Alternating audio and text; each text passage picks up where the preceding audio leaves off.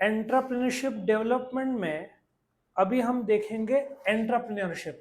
Now economics में चार factors of production कौन से होते हैं? लैंड, लेबर, कैपिटल और एंटरप्राइज। सो इकोनॉमिक्स का, do you agree, fourth factor है ये। नाउ कंसेप्चुअल क्लैरिटी लो। एंटरप्रेन्योरशिप, ठीक है। सो एंटरप्रेन्योर वो आदमी है जिसको आइडिया आता है बिजनेस शुरू करने के लिए। एक्चुअली आजकल बिजनेस नहीं यूज होता है, स्टार्टअप।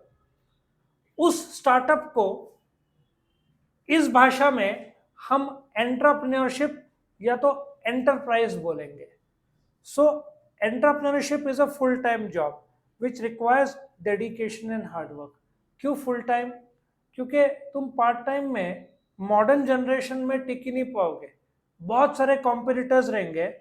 Entrepreneurs are innovators. पहले तो इन्वेंशन और इनोवेशन में फर्क समझो। एडिसन ने बल्ब इन्वेंट किया, डू यू एग्री? फिर उसको कमर्शियली बेचा। इन्वेंशन को जब तुम कमर्शियली बेचते हो उसको क्या बोलते हैं? इनोवेशन। दे आर ओनर्स, मालिक है, प्रोड्यूसर है, मार्केट क्रिएटर्स है, डिसीजन टेकर्स है, रिस्क टेकर्स है।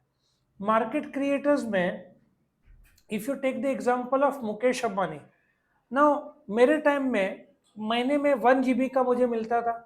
मैं इतना यूज करता नहीं था तो पूरा का पूरा लगभग वेस्ट हो जाता था।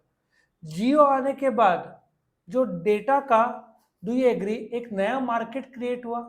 सो 2018-19 में जब जियो आया तो एक नया इंटरनेट यूसेज क्रिएट हुआ, ठीक है। और आज इंडिया का जो इंटरनेट यूसेज है वो वर्ल्ड में सबसे ज्यादा है। जो डेली यूसेज हम करते हैं वर्ल्ड में उतना कोई करता नहीं है, क्योंकि अपने जो कॉस्ट है वो वर्ल्ड में सबसे चीपेस्ट में से है, करेक्ट।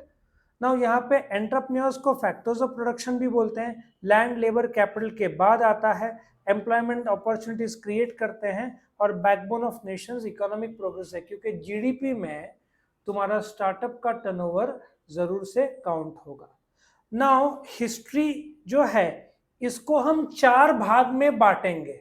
जो एंटरप्रेन्योर एज अ वर्ड है वो प्रोग्रेस चार स्टेजेस में हुआ। पहला स्टेज, एक्चुअली मैं 5 स्टेज में बांटूंगा। 16th सेंचुरी से पहले entrepreneur as such word use होता ही नहीं था। 16th सेंचुरी में जो फ्रेंच के लोग हैं, अब military expedition means war also.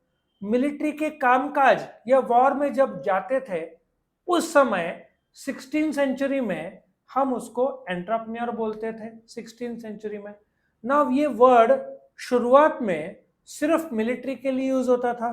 थोड़ा वक्त बीता, 100 साल बीता, तो ये वर्ड इन्होंने कॉन्ट्रैक्टर और आर्किटेक्ट्स के लिए एक्सपांड कर दिया। सो जो मिलिट्री यूसेज था, नाउ एंटरप्रेन्योर जो आर्किटेक्ट और कॉन्ट्रैक्टर थे उन लोग को भी एंटरप्रेन्योर का दर्जा मिला। 18वीं सेंचुरी में बिजनेस और इकोनॉमिक एक्टिविटीज में फ्रेंच इकोनॉमिस्ट रिचर्ड कैंटिलॉन, इसने भी एंटरप्रेन्योर वर्ड यूज किया।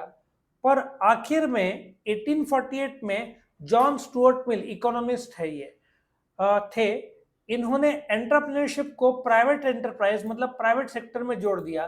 तब से एंटरप्रेन्योर मिलिट्री से हट के एक ऐसे प्राइवेट सेक्टर में आ गया कि जहां पे तुम जब बिजनेस शुरू करते हो तुमको एंटरप्रेन्योर कहने लगे। सो मिलिट्री में भी एंटरप्रेन्योरशिप यूज लगभग नहीं होता, नए धंधे के लिए यूज होता है। फर्क समझ में आया कैसे वक्त के साथ साथ चेंजेस आए। ओके, नाउ आगे बढ़ते हैं। Concept, the concept of entrepreneur excuse me varies from industry to industry, ठीक है, कंट्री टू कंट्री। अभी इंडिया में एंटरप्रेन्योरशिप वर्ड लगभग सुनने को आता ही नहीं है। वर्ड क्या आता है? सब जगह स्टार्टअप वर्ड यूज होता है, ठीक है, कि एक नया स्टार्टअप हम शुरू करेंगे। और ये वर्ड यंगस्टर्स में काफी फेमस हो रहा है, बिकॉज प्रेजेंट जनरेशन के यंगस्टर्स 9 to 6 जॉब बहुत कम लोग का वो लोग करेंगे सुनने को मिलता है। Everybody is interested in having a startup, correct.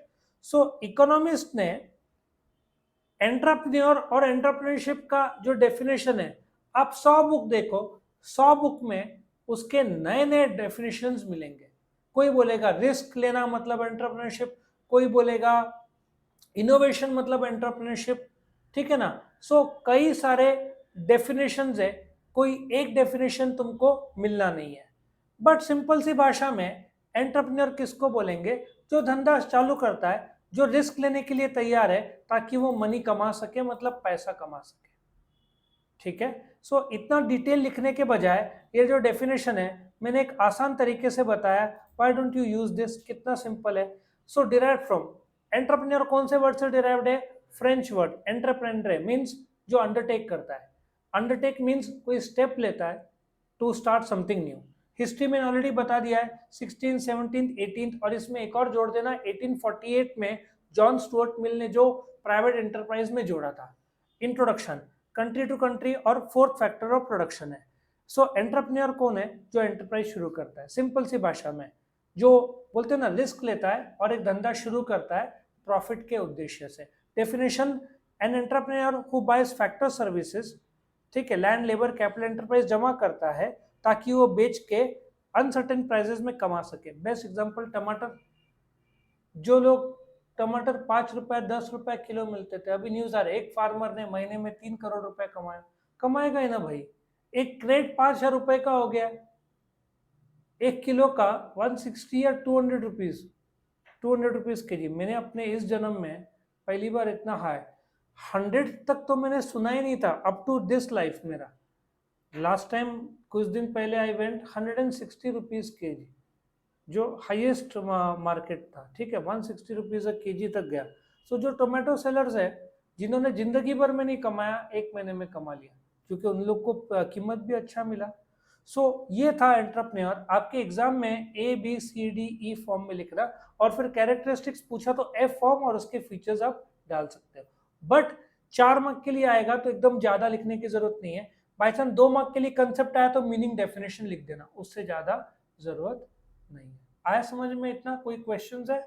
नहीं तो यहाँ पे ये खत्म होता है।